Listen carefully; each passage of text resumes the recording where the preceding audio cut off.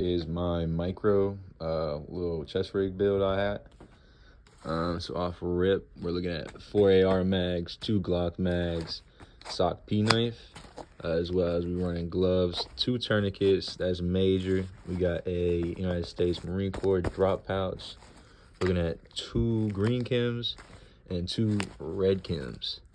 So that's pretty far right there.